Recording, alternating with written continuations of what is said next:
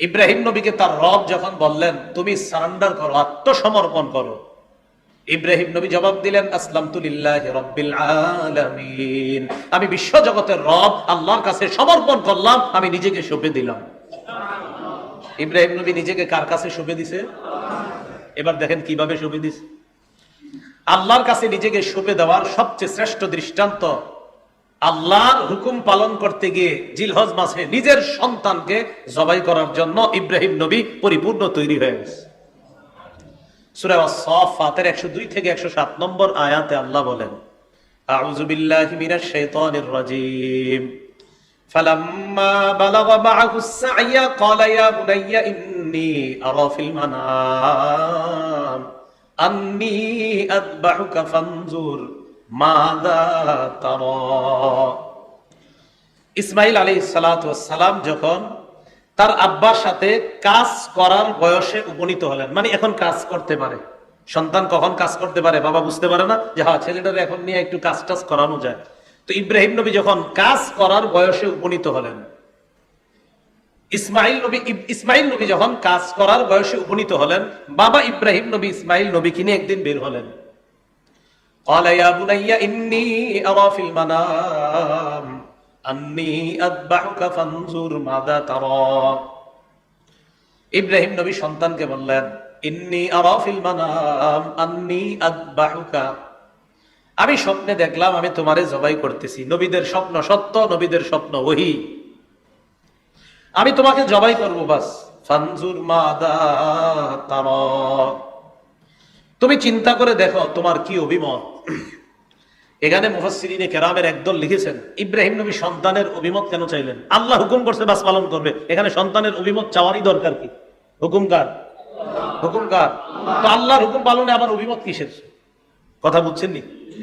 সন্তানকে জবাই করতে বলছে আল্লাহ, বাস আল্লাহর হুকুম পালন করবে, এখানে অভিমত চাওয়া দরকার কি সন্তানের কাছে? মুফাসসিরিনে কেরাম খুব সুন্দর কথা লেখছে। ইব্রাহিম নবী সন্তানকে পরীক্ষা করতে চাইলেন কি? প্রথমে বুঝবেন, ইসমাইল নবী জবাবে হা বলুক আর না বলুক, ইব্রাহিম নবী তো জবাই করবেনি। শুধু পরীক্ষা করতে চাইলেন, দেখি আমার সন্তান আল্লাহর হুকুম পালনে কেমন আগ্রহী, এটা পরীক্ষা করতে চাইলেন। উনি হা বলুক আর না বলুক, জবাই তো করবে, কারণ হুকুম কার? আল্লাহ। তো এই জন্য সন্তানকে বললেন তোমার কি অভিমত জানাও। সন্তান জবাব দিলেন, ইয়া আবাতি ফাল মা তুমার।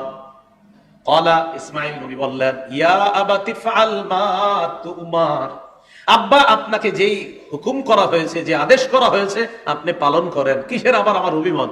সাতাজিদুনি ইনশাআল্লাহু মিনাস সাবিরিন, আব্বা আল্লাহ চাহেন তো আপনি আমাকে ধৈর্যশীলদের অন্তর্ভুক্ত পাবেন, আমি ধৈর্যশীলতার পরিচয় দিব।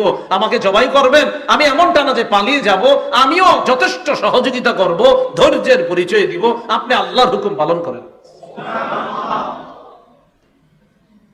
ফালাম্মা আসলামা ওয়া তাল্লাহু লিল জাবিন, যখন দুজন আত্মসমর্পণ করলেন আল্লাহর কাছে, আগে একজনের কথা আছে ইব্রাহিম নবী, এখন দুইজনের কথা বলে ফেলছেন আল্লাহ। ফালাম্মা আসলামা, তারা দুইজন যখন আল্লাহর কাছে আত্মসমর্পণ করলেন, এতে বোঝা যায় যে রবের হুকুম পালন করতে বাবা যেমন 100% প্রস্তুত, সন্তানও তেমন 100% প্রস্তুত। যে আব্বা আপনি জবাই করবেন, আপনিও যেমন আল্লাহর হুকুমে আমারে জবাই করবেন, যেমন আপনি পরিপূর্ণ তৈরি, আমিও আপনার এই জবাইয়ে সাড়া দিব, আমাকে জবাই করবেন, আমি জবাই হওয়ার জন্য পরিপূর্ণ প্রস্তুত। এই জন্য আল্লাহ বলছে আসলামা, দুজন আত্মসমর্পণ করছে, জি আল্লাহ রাজি আছি আমরা। ওয়া তাল্লাহু লিল জাবিন, ছুরি চালাইছে ইব্রাহিম আলাইহিস সালাতু ওয়াস সালাম, ছুরিও চালাইছে। ইব্রাহিম আলাইহিস সালাতু ওয়াস সালাম যখন ছুরি চালাইলেন, আল্লাহ পাক রব্বুল আলামিন ডাক দিলেন, ওয়ানাদাইনাহু আইয়া ইব্রাহিম ক্বাদ সাদ্দাকতা রুইয়া। আমি ইব্রাহিমকে ডাক দিয়ে বললাম, ইব্রাহিম তুমি যে স্বপ্ন দেখেছো, এই স্বপ্ন তুমি সত্যে পরিণত করেছো। আমি শুধুমাত্র তোমার থেকে এই স্বপ্নের বাস্তবায়নটা দেখতে চেয়েছিলাম। আমি তোমার কাছে কোরবানি চেয়েছিলাম তুমি তৈরি কিনা, আমি আল্লাহ শুধু দেখলাম তুমি আমার হুকুম পালন করার জন্য কতটা প্রস্তুত। তো আল্লাহ বলছেন সদ্দাক্তা, আমার হুকুম পালনে তুমি পরিপূর্ণ সত্যায়ন করেছো, স্বপ্নে যা দেখছো এটা তুমি সত্যায়ন করেছো, আমি আল্লাহ স্বীকৃতি দিলাম। তুমি তো চালাইছো, ছুরি চালাইছো। ইন্না কাযালিকা নাজিজিল মুহসিনিন, আল্লাহ বলেন নেককার মানুষদেরকে আমি এমনি পরীক্ষা করি।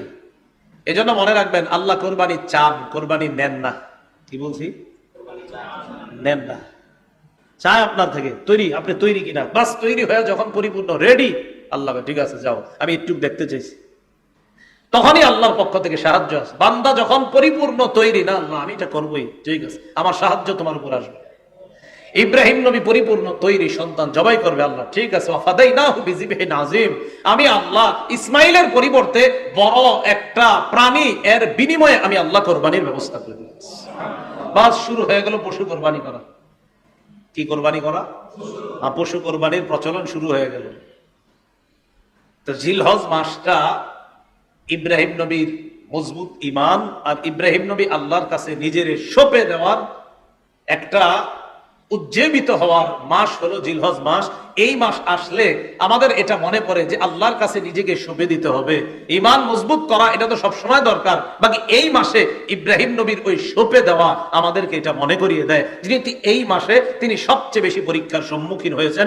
কঠিন পরীক্ষা, যেটা বাবা তার আপন সন্তানকে জবাই করা, এটা পৃথিবীর কত বড় ধরনের পরীক্ষা, এটা শুধু বাবা বুঝবে যে বাবা তার সন্তানের গলায় ছুরি ধরতে পারে। এরপর থেকে পশু জবাইয়ের প্রচলন শুরু হলো। জিলহজ মাসের আরেকটা বৈশিষ্ট্য, জিলহজ মাস আসলে আমরা যে সমস্ত কাজ কার জন্য করি বলেন তো, বলেন বলেন কার জন্য? এটা তো সবসময় করতে হবে, বাকি জিলহজ মাস আমাদেরকে এটা বেশি মনে করায় দেয়, শোনো তুমি সব আল্লাহর জন্য করবা, এটা জিলহজ আমাদেরকে মনে করায়। যেমন হাজী সাহেবরা ইনশাআল্লাহ এই বছর যারা হজ করবে, তো তারা কাবার সামনে দাঁড়াবে, দাঁড়িয়ে বলবে লাব্বাইক আল্লাহুম্মা লাব্বাইক লা শারীকা লাকা লাব্বাইক, লাব্বাইক আল্লাহ আমি হাজির, আল্লাহুম্মা হে আল্লাহ লাব্বাইক আমি হাজির, লা শারীকা লাকা লাব্বাইক আপনার কোনো অংশীদারিত্বের, ইন্নাল হামদা সমস্ত প্রশংসা, ওয়ান নি'মাতা সমস্ত নিয়ামত, লাকা আপনার, ওয়াল মুলকা সমস্ত রাজত্ব আপনার, লা শারীকা লাকা লাব্বাইক আল্লাহ আপনার কোনো অংশীদারিত্ব নাই, আপনার সাথে কোনো শরীক নাই, আমি আল্লাহ হাজির আছি এখানে। হাজী সাহেব জিলহজ মাসে আল্লাহর কাছে টাকা পয়সা জান মাল সব খরচ করে গিয়ে আল্লাহর কাছে বলতে, আল্লাহর কাছে এটা বলে 4 দিন পর 3 দিন পর্যন্ত আপনার কি পরিমাণ মেহনত করে দেখেন, এইভাবে আগে পরে এদিকে সেখানে এখানে মেহনত করতে করতে শুধু বুঝায় কোথায় শরীরে আপনার ময়লা লাগতেছে, বালু লাগতেছে, পা গরমে কি পরিমাণ গরমের মধ্যে হাঁটতেছে, কিন্তু হাজী বুঝাইতেছে আমার এই হাঁটা, আমার এই ওঠা, আমার এই বসা, কাবার সামনে আমার উপস্থিত হওয়া, আরাফায় যাওয়া, মুজদালিফায় যাওয়া, মিনায় যাওয়া, মাবুদ আমি সব তোমার জন্য করতেছি। কিন্তু আপনি যদি এমনি চিন্তা করেন, আচ্ছা আরাফায় গিয়ে কি করে, কয় উকুফ, সেখানে অবস্থান করে, তো অবস্থান কি? অবস্থান কি মানে আমার রব বলছে এটা, বাস এটা করতে হবে, বাস এটাই, এটাই তো রবের জন্য করা। মুজদালিফায় কি, যে সেখানেও যেতে হবে, এরকম কিছু নিয়ম কানুন পালন করতে হবে, কি কি না, এটা রবের হুকুম, সেখানে যাব আমরা, গিয়ে এই কাজগুলা করব, এটাই তো রবের জন্য যে বান্দা সব করে, এই হজ সবচেয়ে বেশি প্রধান হয়। ওখানে গিয়ে দেখবেন কি, ওখানে হাজী সাহেব অবস্থান করতে হবে, কি অবস্থান বাস করছে, হয়ে গেল, এটাই হজ, আল্লাহর হুকুম বাস পালন করা, এটাই হাজী সাহেব সেখানে গিয়ে করতেছে, কারণ আমার রবের হুকুম, রব বলছে আমার পালন করতে হবে, এখানে আমার যুক্তি খাটানোর কোনো প্রয়োজন নেই, হুকুম কার? আল্লাহ। বাস। তো জিলহজ মাসে আমি যে সব আল্লাহর জন্য করি এটা মনে করায় দেয়। সূরা আলী ইমরানের ৯৭ নম্বর আয়াতে আল্লাহ বলেন, ওয়ালিল্লাহি আলান নাসি হিজ্জুল বাইতি মান ইসতাতা ইলাইহি সাবিলা, যারা আল্লাহর ঘর পর্যন্ত যাওয়ার সামর্থ্য রাখে, এই পরিমাণ টাকা পয়সা যাদের কাছে আছে, তাদের জন্য ফরজ হয়ে যায় আল্লাহর ঘরে গিয়ে উপস্থিত হওয়া, এটা তাদের জন্য ফরজ হয়ে যায়। তো জিলহজ মাসে আল্লাহর জন্য হজ করা।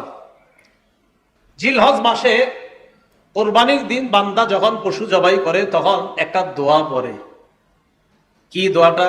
ইন্না সলাতি ওয়া নুসুকি ওয়া মাহইয়ায়া ওয়া মামাতি লিল্লাহি রাব্বিল আলামিন লা শারীকা লাহু ওয়া বিযালিকা উমিরতু ওয়া আনা মিনাল মুসলিমিন।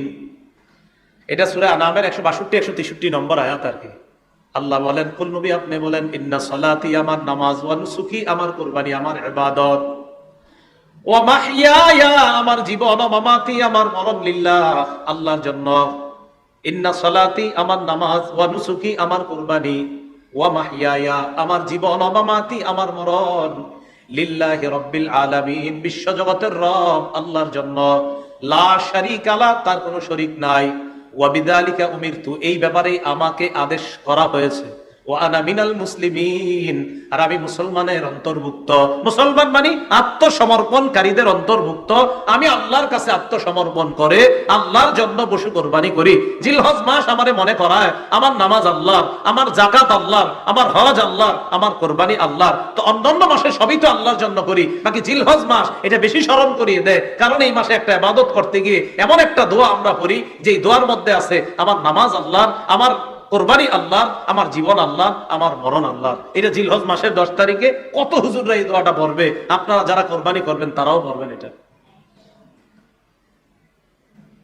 জিলহজ মাসে এই বিষয়টা আমাদেরকে আরেকটা মনে করায় যে আমার সমস্ত আমলের নিয়তটা যেন পরিশুদ্ধ হয়। এটা আমাকে জিলহজ মাস মনে করায়। কি শুদ্ধ হয় বলেন তো? বলে সবাই বলেন কি? নিয়তের সম্পর্ক কলবের সাথে। বলেন নিয়তের সম্পর্ক কোথায়? সূরা হজের মধ্যে আল্লাহ বলেন 38 নম্বর আয়াতে আল্লাহ বলেন, লা ইয়ানালুল্লাহু লুহুমুহা ওয়ালা দিমাউহা ওয়ালাকিন ইয়ানালুহুত তাকওয়া মিনকুম।